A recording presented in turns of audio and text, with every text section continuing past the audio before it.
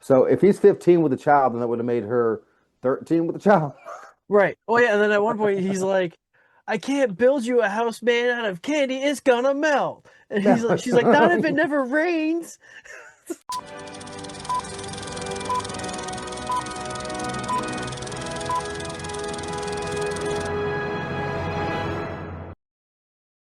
Welcome back to Trees in Space, the show where we boldly stumble through cinema history, guided by fan opinions, warped nostalgia, and our own wildly confident hot takes. This week, Jason and I took a long, hard walk through the 2007 comedy musical Walk Hard, the Dewey Cox Story. I'm your host for this episode, Nate Hanks, and with me is my co-host, my harmony in the chorus, the man who never once paid for drugs. Not once, Mr. Jason Smith. Jason, so wonderful to see you to talk about this movie that I've never seen before, and it was worth my effort. Um, so two things. One, I like how you um did the whole wording about the movie in the introduction when I tried to do it at the end, so I like that. Um, that's interesting. Two, this is musical March, Mm-hmm. and I don't think this is a musical. This is a parody biopic or music pick, like making fun of Walk the Line. But there are songs in it, and they're made up songs for this movie. So I guess all intents and purposes, it's a musical. Hey, I'll take the gray. I'm all about the gray area here, folks. But I guess before Jason and I So am really I. dive into this movie and discuss what we feel about this movie, why don't I go ahead and share with you all what Rotten Tomatoes says this movie is about. Following a childhood tragedy, hilarious, Dewey Cox, played by John C. Reilly, follows a long and winding road to musical stardom. Dewey perseveres, through changing musical styles, an addiction to nearly every drug known, and bouts to uncontrollable rage until finally he wins the heart, but not necessarily the body, of his loyal backup singer, Darlene, played by Jenna Fischer. I'll tell you right now, Jenna Fischer looked really good in this movie. I Oh, mean, I always thought she was really cute and very she was attractive in very pretty, but she was hot in this yes, movie. in The Office. Even though I don't really watch The Office, but I knew who she was, and I was like, that's not Jenna Fischer. And the way she was dressed and the way she moved, like, man, yeah, there's a reason she got her job. I said, I go, She's a good actor. is that Jenna Fischer? I said that a lot in this movie. There's a lot of cameos in this movie. There is. That was the So best many. thing about this movie. Oh All yeah. the Oh my cameos. goodness. Yeah. Um, well, let's go ahead and start at the very beginning. The childhood tragedy is he somehow cuts his brother Nate in half with a machete. And the running gag is that his dad is extremely disappointed in Dewey no matter what he does, and says that the wrong kid died that day Yes. until the very end. And it's just too funny. Oh, well, it is too easy to cut a guy in half. Yeah. I didn't The realize how easy machete. it was to cut someone in half. It was over the top outrageous. And I think the ongoing gag, you talked about your ongoing gag you liked. You didn't say it was your favorite one, but the ongoing, there's two of them. I'm not sure which one my favorite one was. From the beginning was how I'm 14, it's my 12-year-old wife, and we're going to go off and do our thing, right? And he goes, I don't know how to handle this with 15 kids, whatever. I'm only 17. So it's like, Oh, the that was funny because it's like, well, there's a line in there that I want to quote that you said that. It says, "I think I'm doing all right. I'm doing okay at 15 with a wife and a baby." yes, And he's in an exactly. apartment. Yeah, he's doing pretty fucking good. He's doing pretty good. Pretty And good his at wife's having 15. all these different kids. Yeah, but and of course he's never someone else. It starts with the whole thing where mom walks in there before his talent show and goes, "There's my 14-year-old boy," and he turns around and He's a obviously he's a grown man ass man. 40. Yeah. But I mean that ongoing joke because it continued. He kept Yeah. mentioning how old he was, and of course Jenna Fisher at the end goes, "And now I'm alone at 50 years old," so everyone knows how long the time frame is, even though they do give the date. So I did appreciate that in the movie. Yeah, I thought it was. it was really cool. I liked it. I actually put it in my notes that it felt very like Pandemonium Airplane style of comedy, but just in the 2007s, right? 2000s. Um, Yeah. and I liked it. Like it was dumb. Like this was a very dumb movie, but you know, it was nice. And I also liked how every time they introduced somebody or someone new, be like, well, hi there, George Harrison. Well, hey, Yes. Mike, Paul McCartney. Well, hi there, Elvis Presley. Like it made like Yes. every time, so that we'd be like, Hi, oh, Jerry okay, Garcia. yeah, Hi. And what got me, he married Cheryl in the middle, like in the middle. He married Cheryl Tiggs. And that yes. was actually Cheryl Tiggs. That was the actual Cheryl Tiggs. And she looks great for 70, or however she was at this point in time. But I thought it and was Cheryl Ladd weird. was Cheryl Ladd. I thought it was weird that it was Cheryl Cox Teagues because wouldn't it have been Teagues Cox? Tiggs. No, I think what they usually yes, because they usually take the maiden name and put it as a middle name. Yeah, So yeah. yes, So that Cheryl was Tiggs Cox. interesting that they just swapped that shit around. And the whole back and forth with the I'm the bigger Cox than you, and that was just stupid writing, terrible acting. What do you think about the music executives being the ascetic Jews fully Yes, dressed? I thought that was funny. And Harold And of Ramis was course, one of them. yes, he was.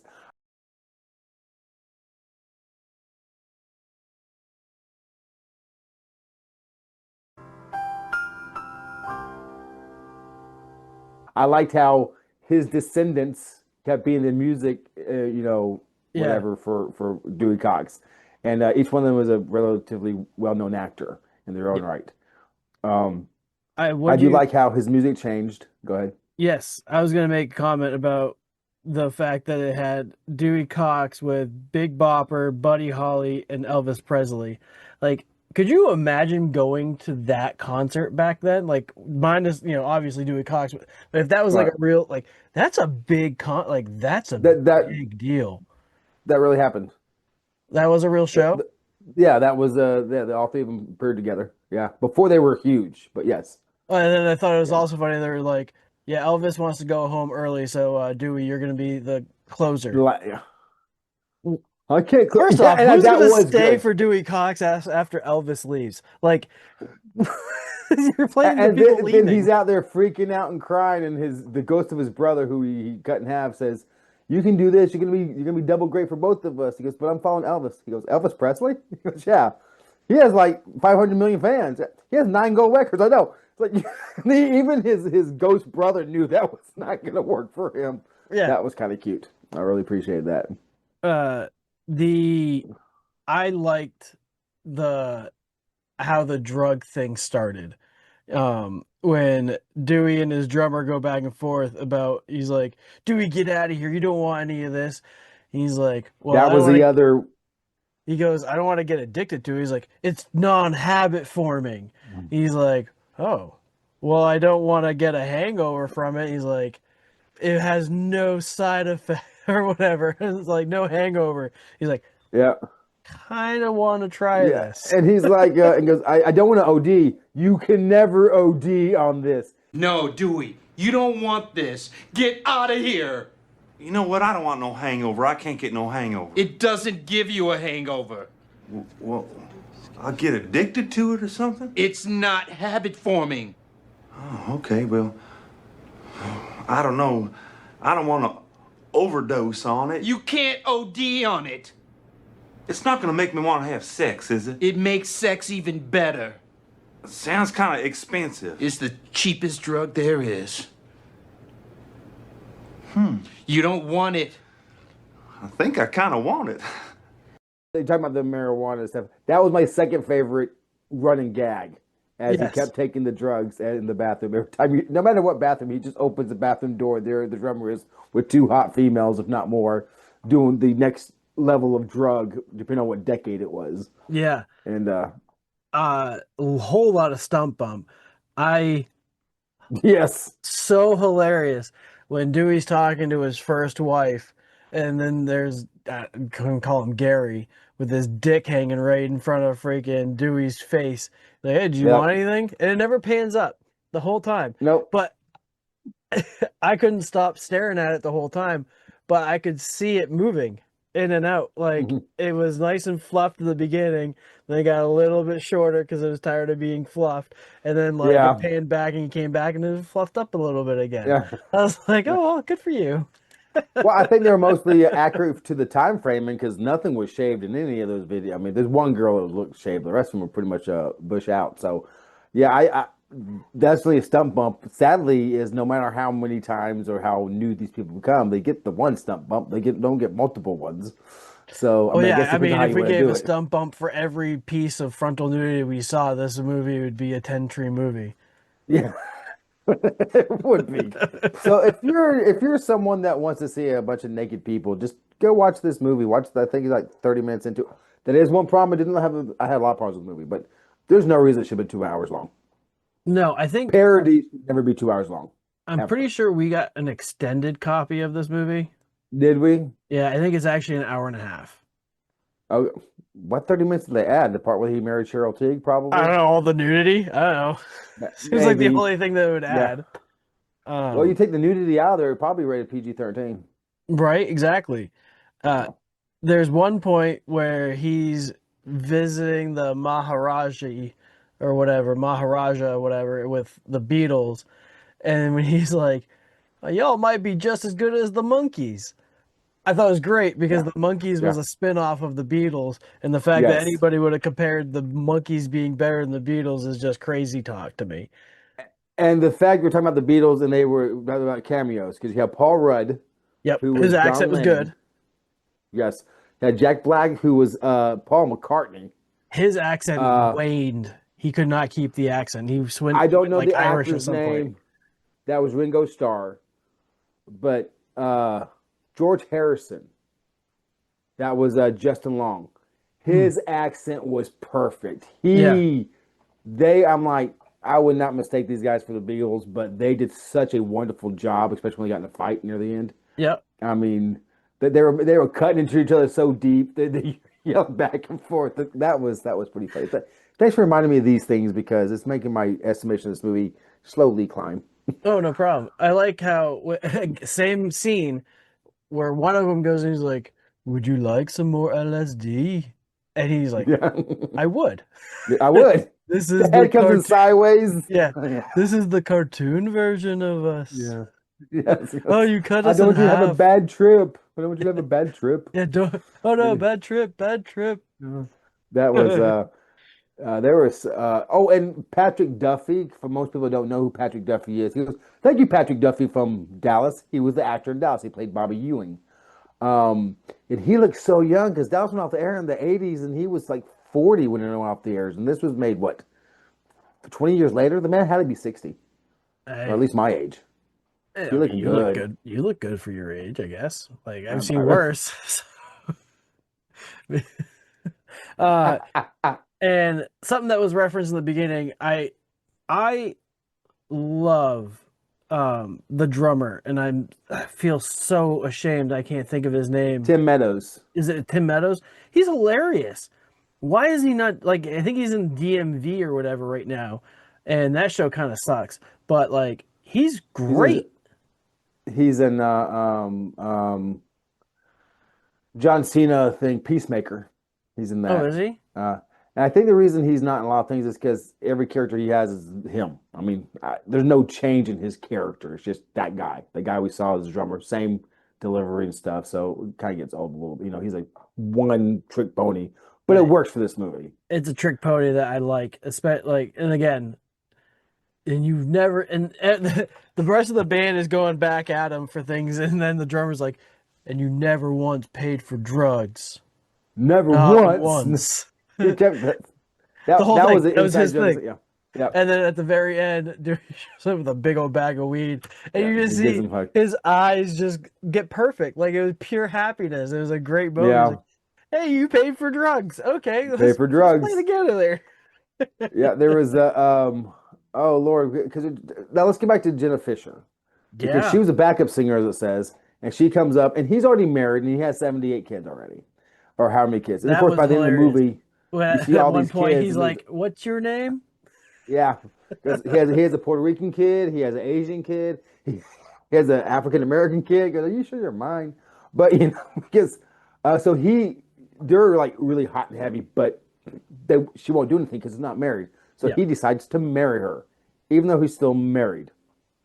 And he's about to get it. He's about to get into it, and his wife comes over into the hotel. What's going on here? And then he's like, got the girl's legs up like this. Tell his wife, that's not what it looks like. And you're married. I'm his wife. And she tells Jenna Fischer, it's not what it looks like. And then the wife goes, well, it has to be what it looks like to one of us. That was, I think, the best line in the whole film. Oh my God, that was so great. And how the fact that Kristen Wiig at the very beginning was like, I'm going to support your dream forever and blah, blah, blah, blah, blah. And then after the first kid, you're not going to do it. You can't do it. And just putting them down. And the club scene when, what the heck is his name? Chris, no, it's not Chris. I just watched him. He was in Hot Tub Time Machine. He's literally been on TV all day. But he's in the band, and the lead singer gets laryngitis and can't use his fingers. So Dewey steps in. The black gentleman. Yeah. Yes. Craig Ferguson? I love him. Craig Ferguson, Robinson? I think. Yes. Robinson. Craig Robinson. Yes. If Craig Ferguson is the Irishman or Yeah, the Scottish dude. But and he's like, he's not playing N-word, man, is he? An N-word with the O at the end. We don't even want to say that word because I'm not going to say it no matter what. I don't want to get caught. So not even close to the same word. Yeah, and he was singing it. And they were getting mad at him, and all those dancers were walking up till he started singing, and they're like, yeah, okay. Well, and then all he was doing was imitating what he had already heard. Every single night. And mind you, he's 15 at this point. He's 15, yes. Not the 40-year-old man that he looks like. And when you said that she's like, I'll support your dreams, and then the next thing, every time she's like, no, you can't do it, and don't support it. Quit. You got to understand, she's only 12 when she said she'd support him. Okay? Yeah. So if he's 15 with a child, then that would have made her 13 with a child. Right. Oh, yeah, and then at one point, he's like, I can't build you a house made out of candy. It's going to melt. And she's like, not if it never rains. They're just it was so stupid, and it's funny now that we're talking about it. I don't know how funny it was having to watch it for 2 hours to get the funny parts, but and his father and the trampoline thing when he went through the whole 60s era and having the turkey or whatever, Thanksgiving. I don't know why his father would even be there. That made no sense to me. But they fought about that. And and the fake tears each one of them had, they were so fake. They leaned into so much of the parody of it, like, this is over the top crazy. We know that. We are leaning into this. With the ages, the fake tears, the babies, they really pushed the parody on this one. They really did. Oh, absolutely. Well, I think you and I may have talked enough about this movie. So why don't we go ahead and think and hear what other people think about this movie. So let's go ahead and talk about the 5-star and 1-star reviews.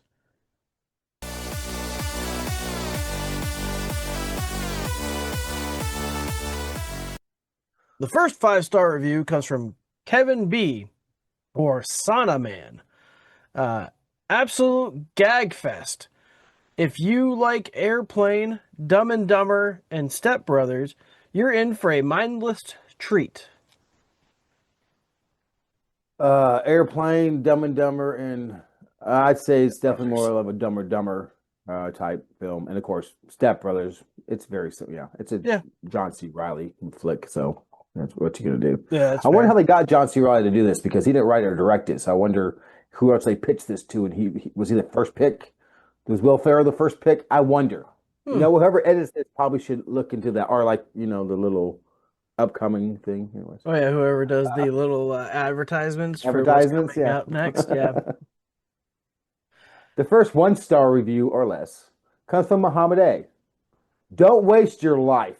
If you're in a hurry to watch your kids become adults, watch this movie. By the time it finishes, you'll be sending them off to college. I'm thinking he said this too long. Like, I mean, especially if you watch the uncut version or the unrated version or whatever. Hey, the film I watched, definitely it was cut. and it was right there in our faces. It was a pretty penis. Alistair S. with the next 5-star review. The best music biopic of all time. It may be the finest comedy drama of all time. Just perfect John C. Reilly's magnum opus. He was really good in it. I will say that. He actually really did very well. He was okay, and it was not a drama at all. It was all parody. Even the dramatic parts were parodied. So It was a dramedy. it was a parody. That's all it was, and it was not his opus. It was maybe I haven't watched enough of him to know, because if you think this was his best, I thought he was better than Step Brothers. Anyways, the next 1-star or less review comes from Unknown. Okay, this is the second movie I have ever turned off. The first being Sin City. I like Aptal and all these actors, but this movie was gross and not even funny. The 1-star is for Paul Rudd and Justin Long cameos. And David Krumholtz, love those actors. There was a lot of really good actors in it. Again, huge cameos left and right. And it was very it was very similar to a lot of comedies in that time range. Like from 2000 to 2010, really just kind of had like a formula for comedies. And again, Isn't that when Pineapple Express came out? I think so. And like Hot Tub Time Machine, I was again just watched it, and Tag, which was a really good movie. That's a good movie. Anyway, the next and last 5-star review comes from Brandon M. The greatest parody movie of all time, enough originality to make it stand out on its own movie. The original songs sung by John C. Reilly are fantastic, and everyone who played a character did a great job. Very underlooked movie. Give it a watch. I don't know if any of the songs are really that singable, but my music's Walk definitely it's not the Hard. greatest. It's not the greatest parody. I mean, I can think of 3 parodies off the top of my head that are better. Airplane, Naked Gun, Spaceballs. Thank you. Thanks. I 100% blanked on all of them. That's fine. The last 1-star or less review comes from Unknown. Again, I was never really a fan of Walk the Line to begin with. You could say I was the black sheep who was alone in this opinion. That a parody seemed perfect. Phoenix's performance seemed, this is from Walk the Line. Phoenix's performance seemed more exciting than seeing John C. Reilly have gay sex and talk to a monkey. I was rather offended by most of the jokes, scratching my head in dismay. Just like Walk the Line, Walk Hard is an epic failure for me as well. Sorry, Johnny Cash, I tried. It was pretty wonderful when the first wife was she's like, I'm taking the kids. All the kids. And then names the monkey, and he's like, you will not take my monkey. Like, he couldn't care less about the rest of the children. The kids. He just cared about the monkey. I will say this, though. At the end, when the one boy came to play some catch, so he started catching with him, and then the rest of his kids played catch with them. I did actually thought that was very heart-warming. I thought that was very touching. As much of a parody and, like, ridiculous this was, that scene was like, okay, this is sweet. You play catch with your boy. Or your girls. It really brought a good character arc. And it was funny, too. He's like, man, you're really bad at this. He's like, well, you never had anybody to teach me. Yeah. The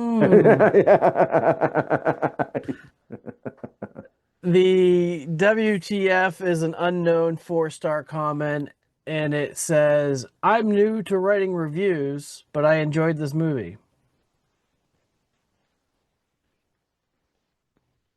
That's okay.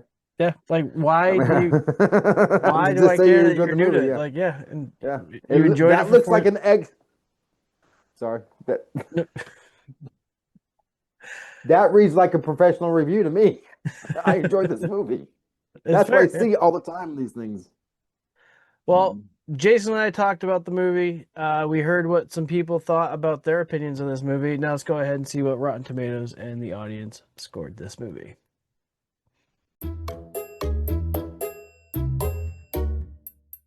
So Rotten Tomatoes scored this movie at 75%, while you all at home scored this at 57%. So, and I know I cut it out, but I had to double check this. Jason saw me. I saw what I wrote down, and I had to make sure that I didn't flip them. And the critics scored this 57, the audience 75. But no, Rotten Tomatoes said 75, and the audience said 57. I would assume that it would have been the other way also. The critics would have gave it a lot lower score. I thought the critics would score it lower than 57%, but so again, we've had this discussion before. Who are the critics now? Because they're liking movies that aren't great. All right, well, and now it's time for Jason and I to give our final review and rating of Walk Hard.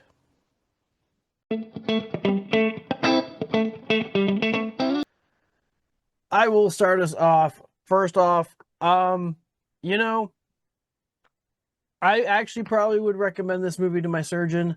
I don't know if he really needs to see the extended version of it. I don't think anybody needs to see the extended version. It's not needed because it is a long movie, almost too long. It absolutely gets a stump bump, so everybody is going to get a stump more in the rating. I felt like it was said earlier, it felt like Airplane, it felt like Pandemonium, it felt like Loaded Weapon, it felt like just kind of very stupid, silly, not taking itself too serious, just kind of being free flow and just being a comedy, knowing that it's poking fun and ribbing. Also felt very much like a Saturday Night Live skit movie, like A Night at the Roxbury or Superstar, kind of in that world of. Also like a buddy comedy without the buddy, which was kind of weird too. It just seemed like John C. Reilly really had chemistry with every person, and it was really good and how they worked it. I'm not going to walk harder on this movie than I already have, so I will go ahead and say a movie that I'm surprised I gave 3 trees and a stump to will be 4 trees because of the bump. My turn, assholes. So I would have to ask my surgeon if he was a John C. Reilly fan or if he was a fan of parodies in general or similar to Saturday Night Live skits. Depending on his answer or her answer would dictate whether I said they should watch this movie. But if this person was a fan of these things, they probably would have seen this movie already. So probably would not. I thought John C. Reilly was John C. Reilly. I mean, he was his typical self. The cameos were excellent. The movie was way too long. The parody hits, but it hits at a basic level, low-lying fruit for the most part. When I came into this review talking about this movie, I had it in my head. I had my head at 1 tree. That was with the stump bump. But after the conversation, yes, it was as bad as Strays. But after the conversation, and Love and Jenna, what's her name? Jenna Fischer? Fischer, yes. And I really appreciate it more. And of course, getting your perspective of it made me like it more too. And that made me jump it a whole tree and a stump. It's getting 2 trees and a stump for me. Hey, you know what? That's actually not that bad. That's right there, smack in the middle. So, what do you all think about this movie? Of course, we want to know. Of course, we want to know. We need to know. Baby girl, we just need to know. Anyway, I've been Nate. That's been Jason. Take care, and we'll see you next Monday here at Trees and Space Show on YouTube. Take care, everybody. Yay. That was great. That was good. Need to know. Tell me, baby girl, 'cause I need to know. I need to know.